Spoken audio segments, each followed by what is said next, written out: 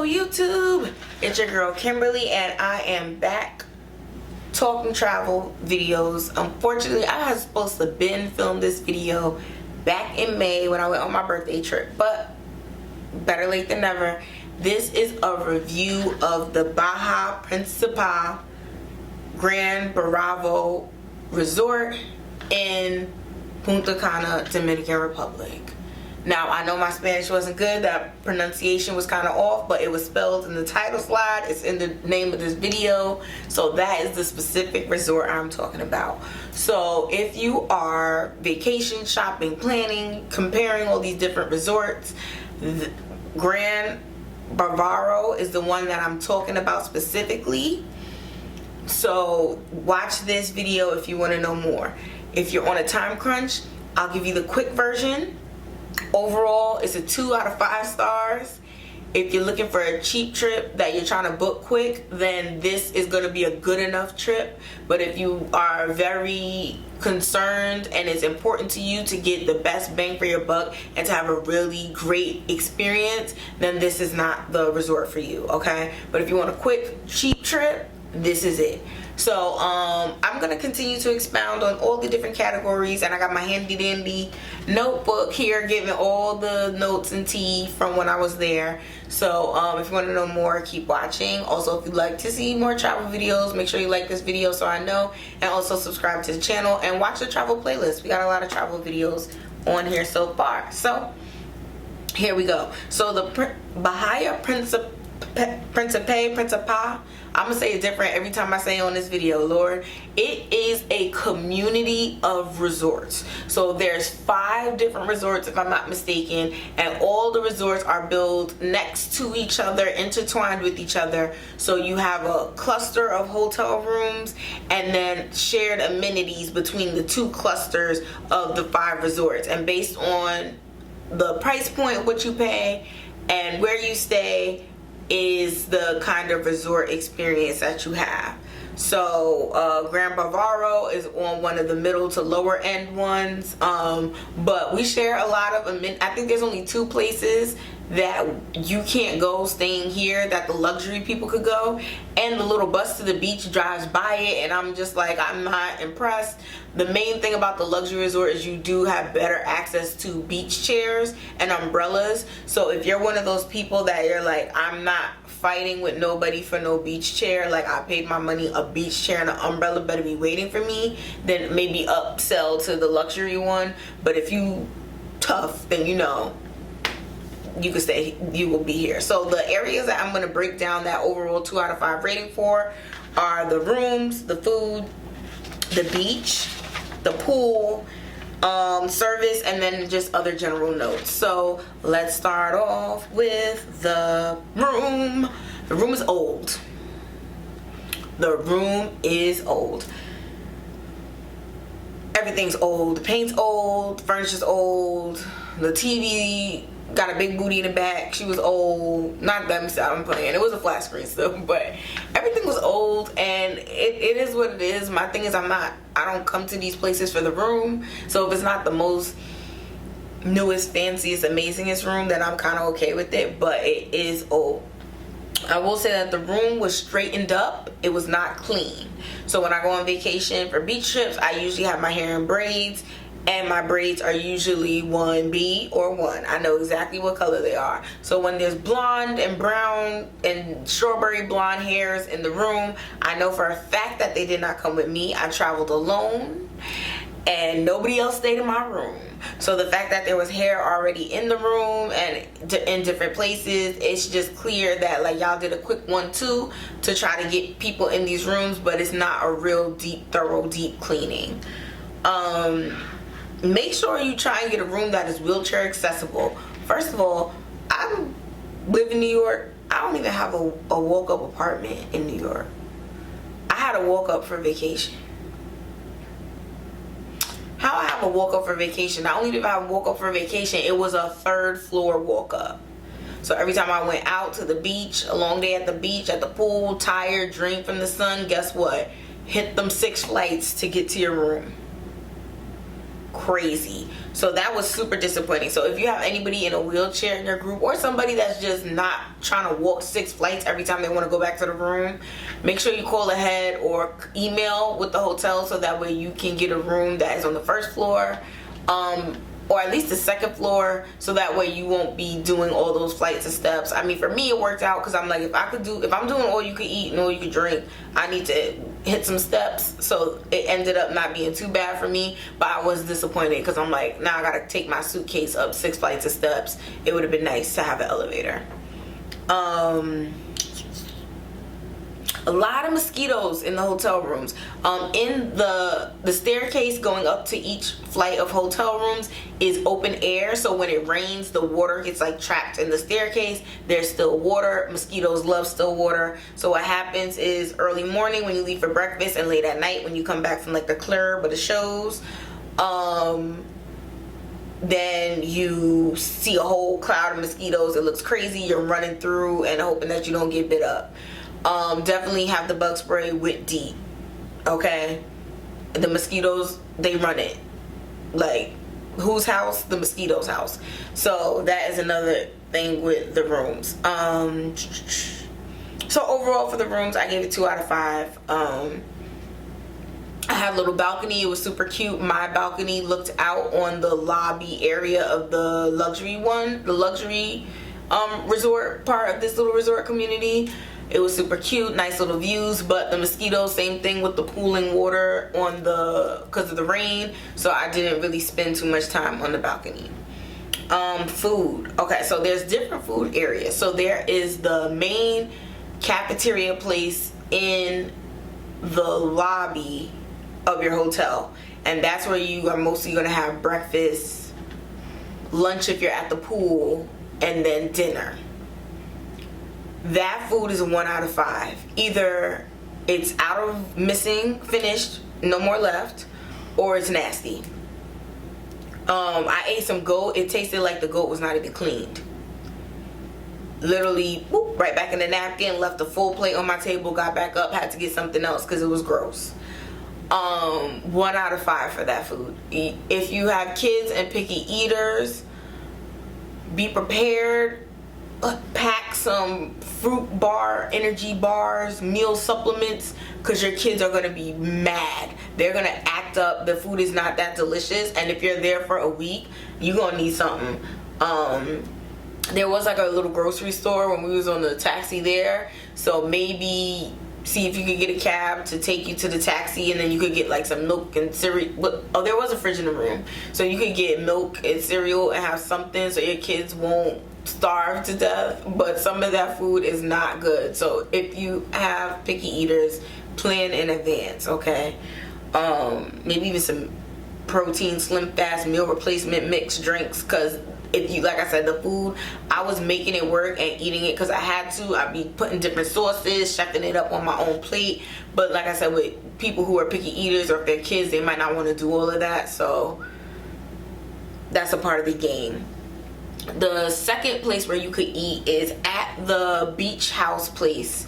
There is a buffet. That buffet, depending on the day, is either a 2 out of 5 or a 3 out of 5. It was better than the one that's in the lobby, but they only serve lunch.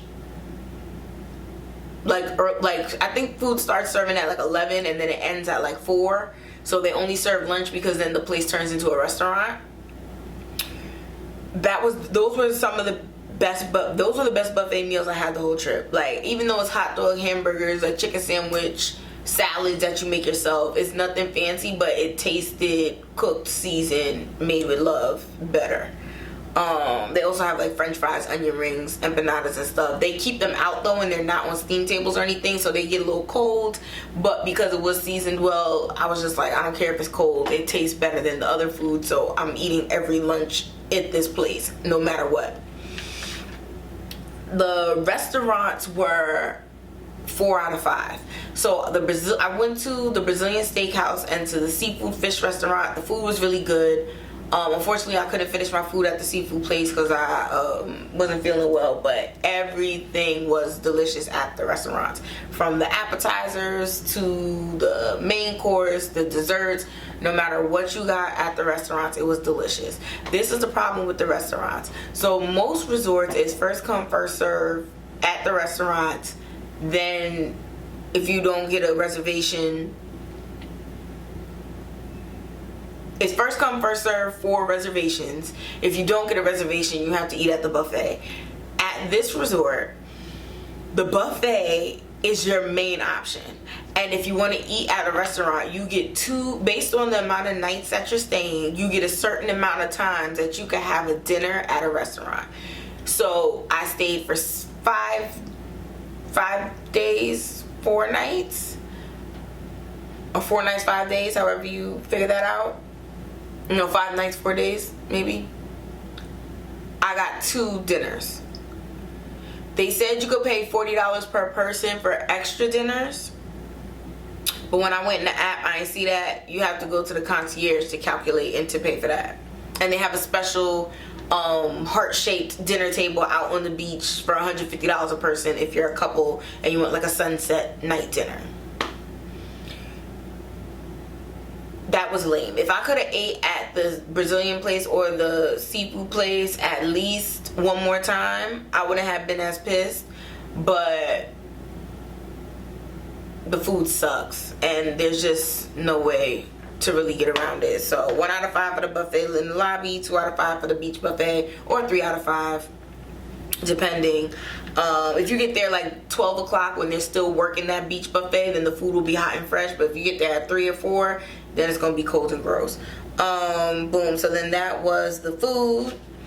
The beach got 3 out of 5 stars. There was seaweed on the beach, but they were cleaning it and it didn't smell too bad, so I didn't really have an issue with it. Just kind of stepped over it in the water until you got to a point probably like a foot in where there was no seaweed. If you have really small children or you want to stay at the shore, there are different sections of the shore where the seaweed just doesn't congregate for some reason, and you can go there and like put a little baby on the beach and they won't get any seaweed on them. Taking the bus to the beach. So this resort is one of the furthest back on the property.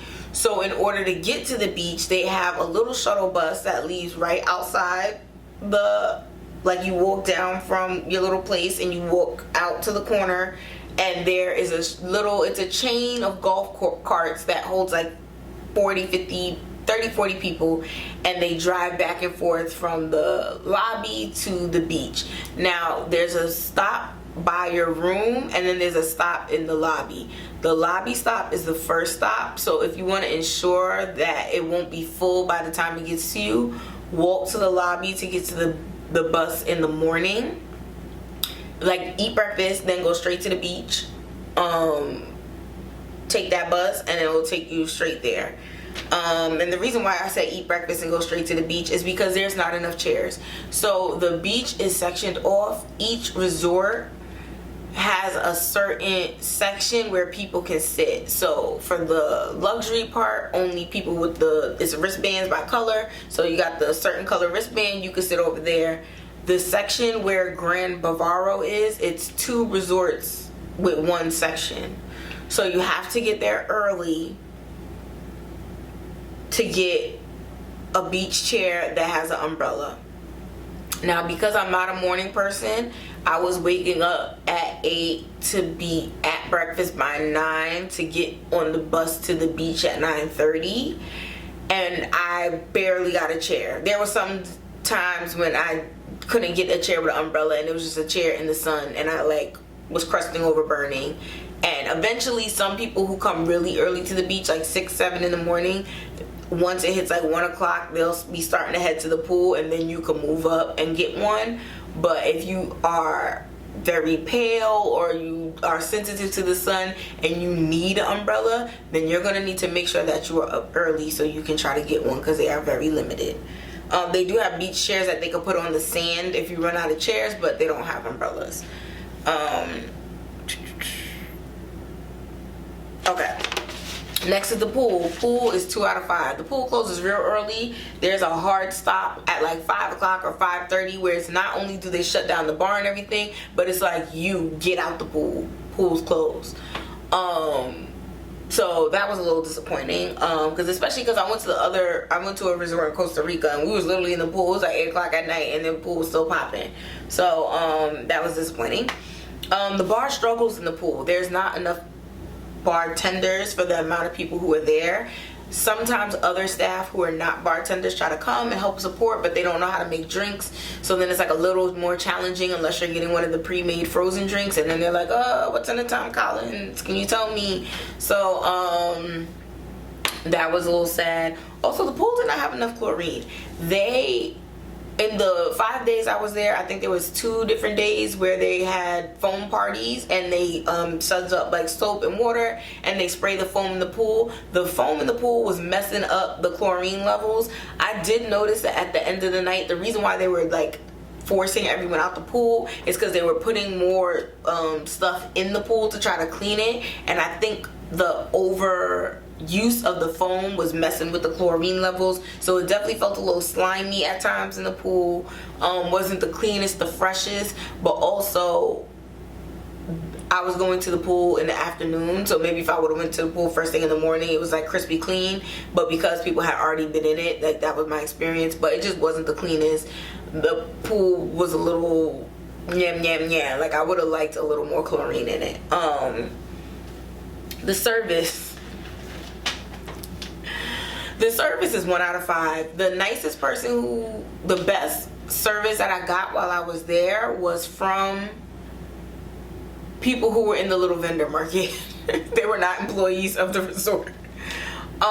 When you first check in, because you come on like these airport transfers, there's a lot of people and they're going slow. People are waiting in line. The way that other resorts try to like, oh, let's bring you like an island punch while you wait in line, so you don't realize that this line is taking 25-30 minutes. None of that. The lobby's indoor outdoor, so you're dressed in whatever clothes you flew in the heat. So definitely make sure you wear layers. Try to bring some shorts in your backpack so you can change at the airport, because you're gonna be standing outside while you're waiting for them to try to process this. There was an issue. The key kept deactivating even though I was purposely keeping it away from my cell phone. And then they were doing this passive aggressive thing where I signed up for some membership, so I was supposed to have a gold key, but then they were changing it to a blue key, so whenever a man was doing my stuff, I got my gold key back, but then when the ladies was doing it, all of a sudden I got a blue key. It was like going back and forth. I was just like, all these keys keep deactivating and the little color on the end is disappearing, so clearly these are used keys. Why are they not keeping their charge like they're supposed to? The bars, there'll be one bar open in the evening in the lobby, and there's like 150 people trying to get drinks and 2 bartenders. Also, the bar smelled bad because there was a lot of liquid on the floor and they had cardboard on the floor, so they weren't really mopping and cleaning behind the bar, so it smelled like soury, mildewy at the hotel bar, which was also sad.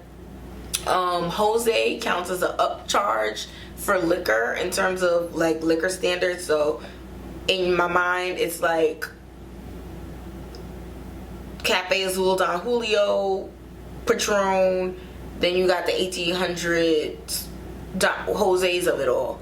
In my mind, Jose's and all that stuff, you know, that's like the standard drink tequila that should be in the margarita, and then, you know, upcharge for Patron, the more expensive stuff. No, you want some Jose, it's an extra $5 American.